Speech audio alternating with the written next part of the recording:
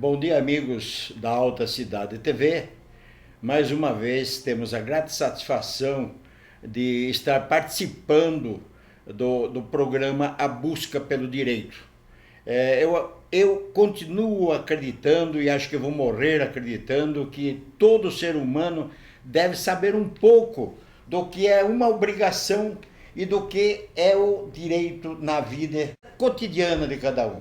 Então, acho que A Busca pelo Direito é um programa que busca induzir a pessoa a realmente procurar saber do que ele pode e do que ele não pode buscar, saber o que ele deve e o que ele não deve fazer. Então, a busca pelo direito nada mais é do que um pequeno esclarecimento de uma parcela que deveria ser do governo e, lamentavelmente, não é. Então, é uma forma de nós esclarecermos ao público em geral alguns direitos, algumas dúvidas, algumas indagações frequentes no dia a dia do cidadão.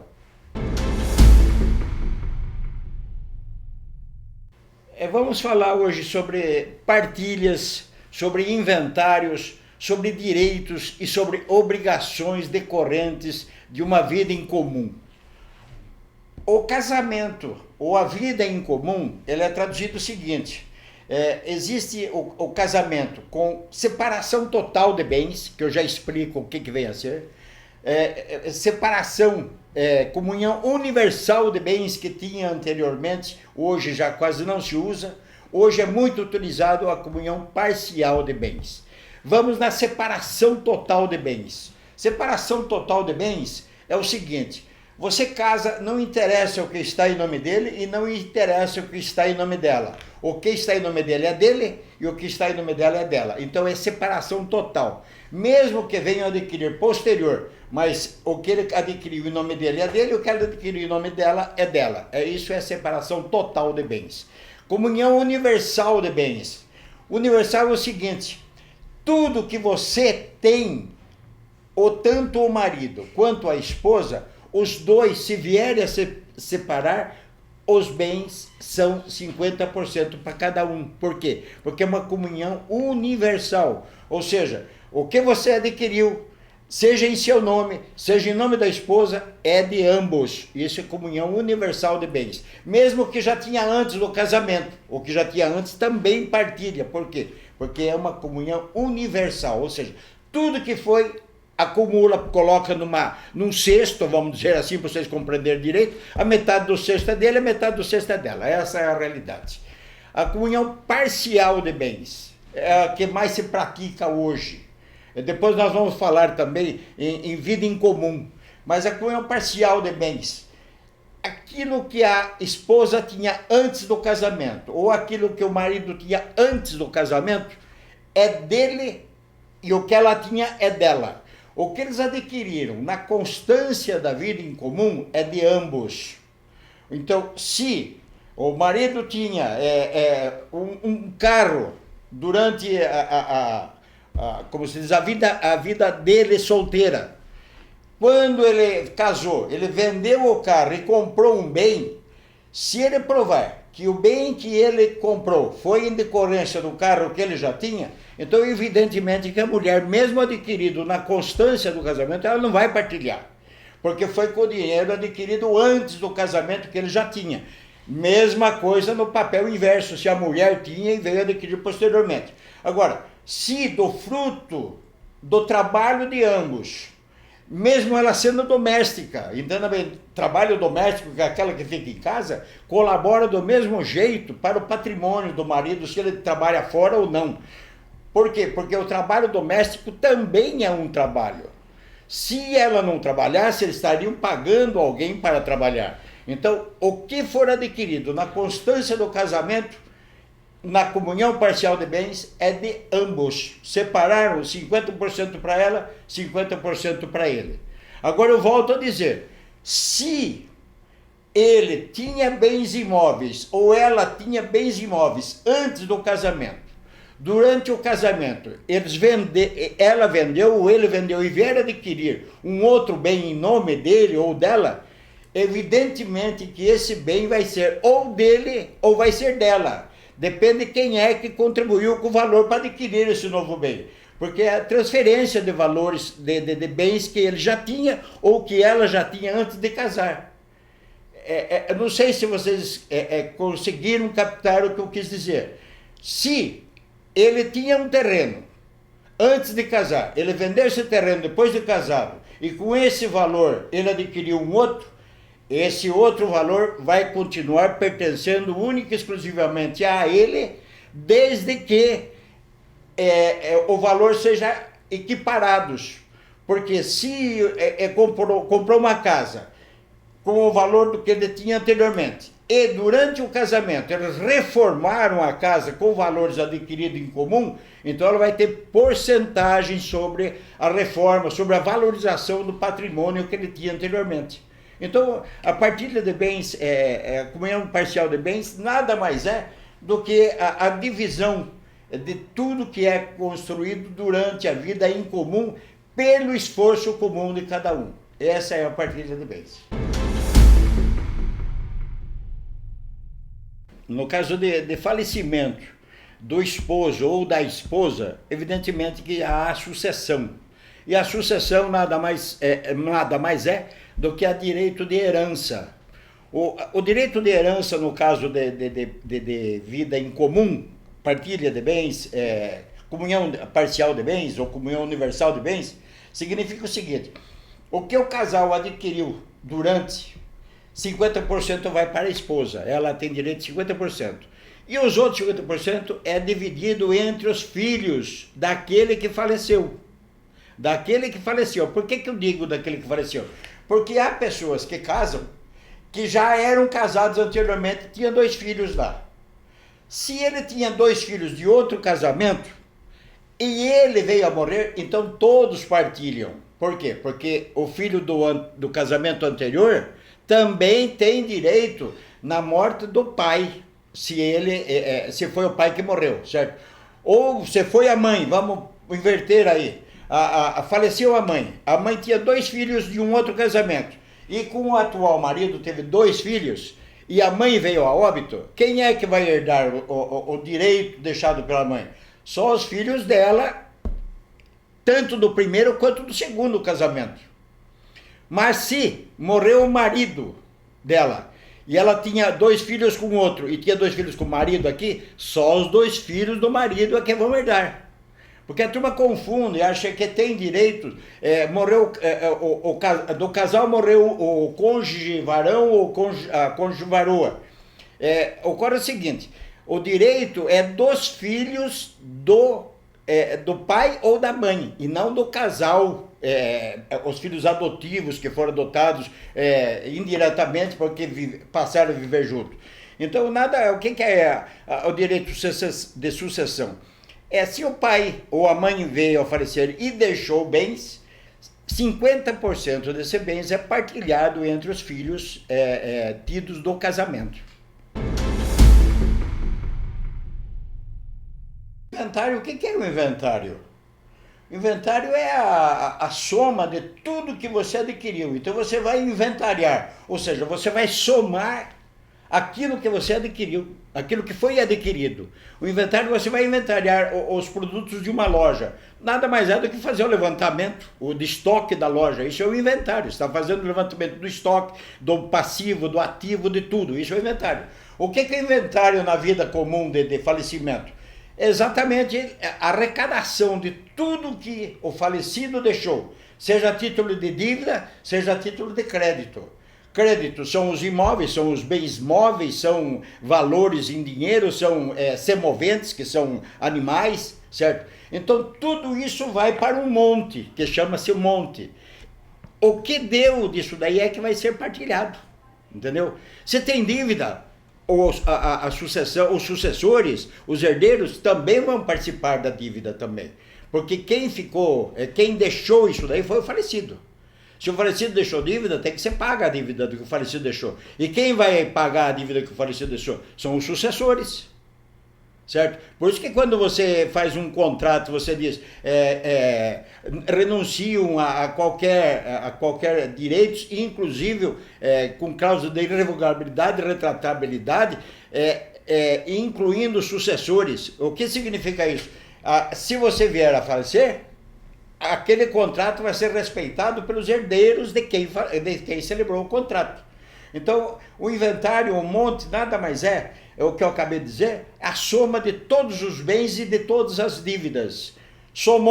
Sobrou valores, esses valores vão ser partilhados em igualdade de proporções. 50% para o cônjuge varão, ou varoa, que seja, e 50% para os filhos. Essa é a norma prática do dia a dia. Antes, o inventário só se fazia em juízo. Hoje não. Você não tem incapaz e não tem menores no meio, o inventário você pode fazer em cartório. Você vai no cartório Geraldo aqui em Porá, por exemplo, o cartório do registro, você faz o inventário direto em cartório, depois é só registrar. É porque você tem que registrar o inventário desde que tem imóveis. Tem imóveis, tem semoventes, você vai registrar. Você tem carro, você tem que fazer a documentação do carro para tirar do nome do falecido ou da falecida e passar para quem de direito que vai ser partilhado o imóvel, certo?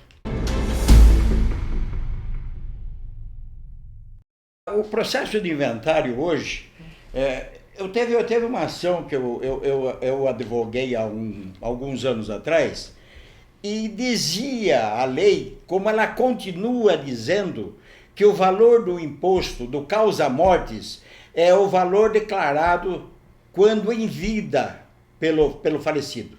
Então, se você tinha uma casa na rua Pernambuco, essa casa no IPTU da prefeitura, ela tinha o valor de R$20.000, segundo a norma, quando do falecimento, ela era de R$20.000, o imposto que deveria ser cobrado seria sobre R$20.000.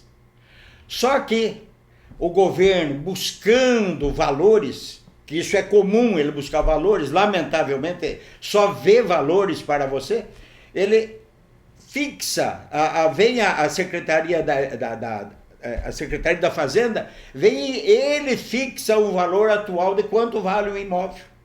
Então, se era 20 pelo IPTU e a Secretaria da Fazenda acha que vale 200, vai cobrar sobre 200 mil. E eu não vi ninguém avaliar por baixo quando ele tem algo para receber comissão em cima. Então, evidentemente que o valor que eles fixam é sempre acima da prática real do comércio, certo?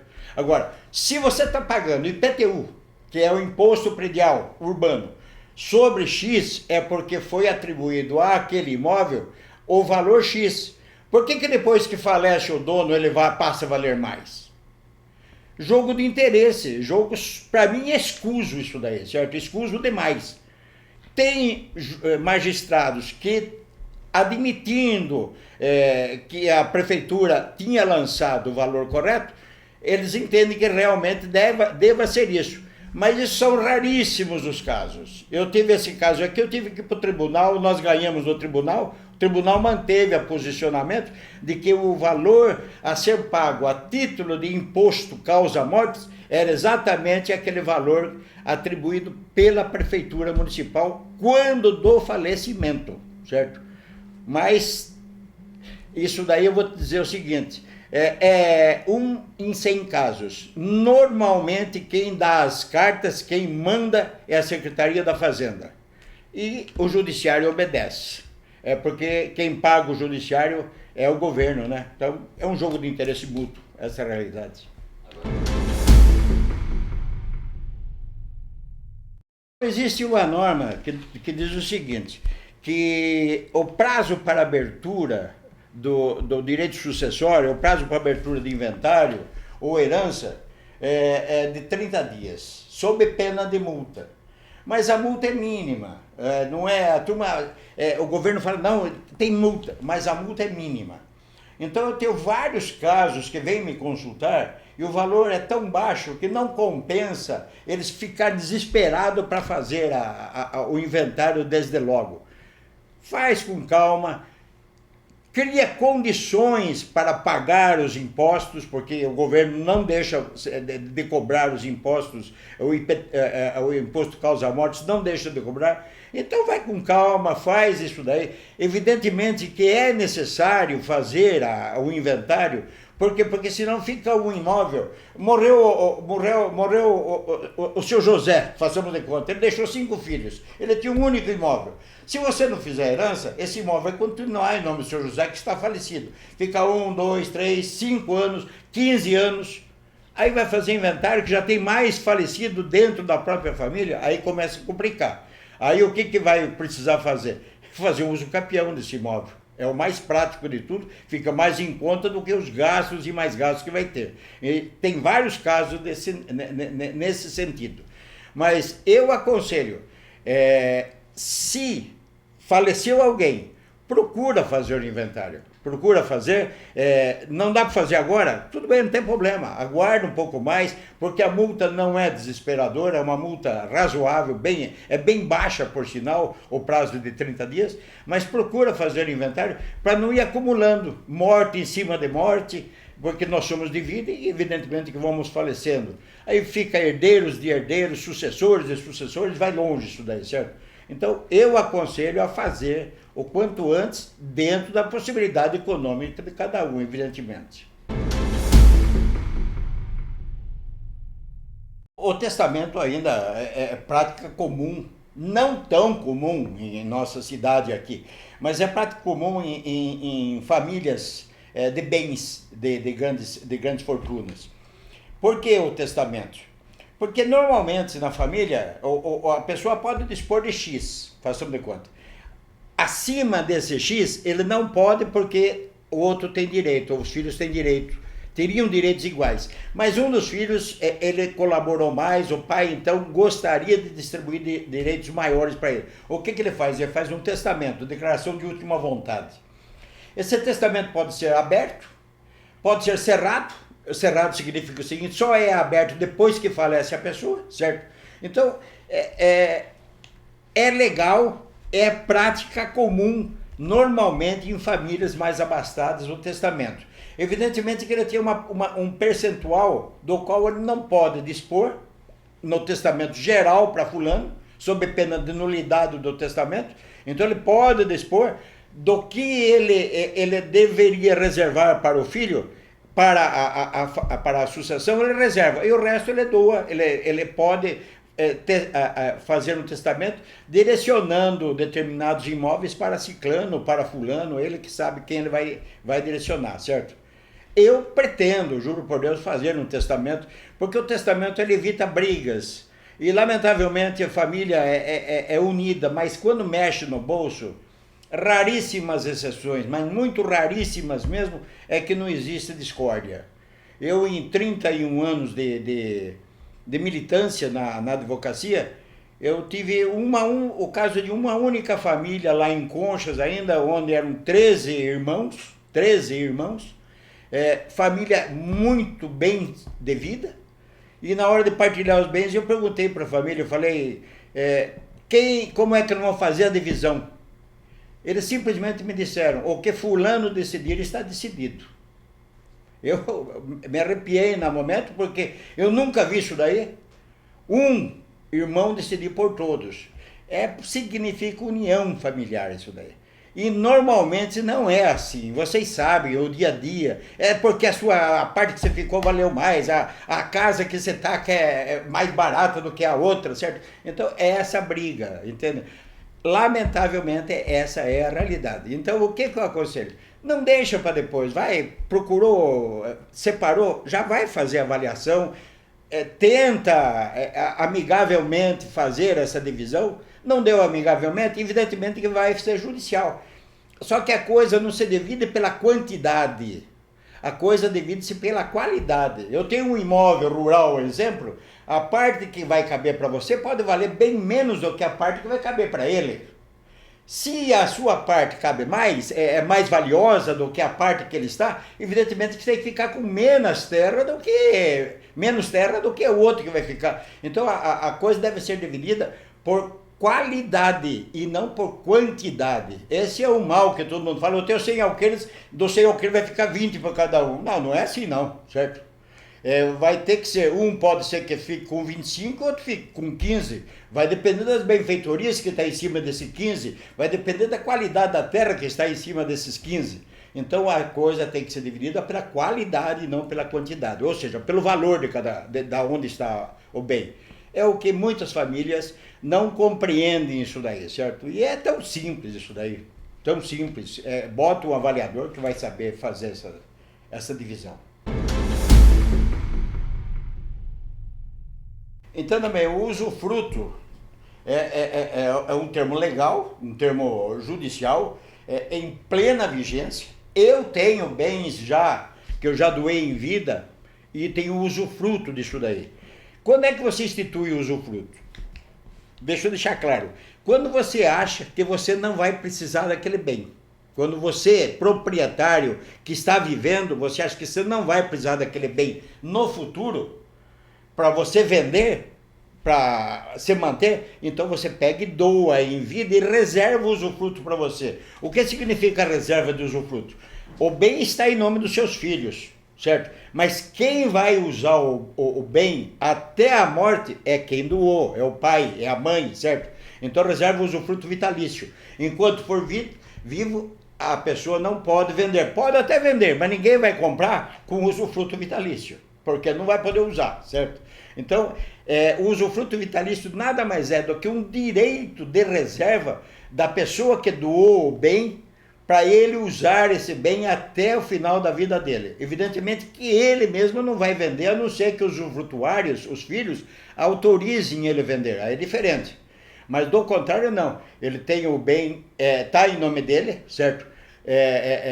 Está em nome dele, não, perdão. Já está transferido para os filhos, mas com o usufruto dele, ele vai usufruir do imóvel até o final da vida. Ele vai plantar, ele vai colher, ele vai produzir, o que o imóvel der é dele até o final da vida, certo? Agora, só façam isso se vocês forem proprietários de outros bens também. Porque se você doa um bem em vida e amanhã você se acomete de uma doença grave, eu não vou dizer que os filhos não vão autorizar a vender, mas o genro, a nora, você sabe que é problemático. É problemático, então eles não vão querer que venda. Então você vai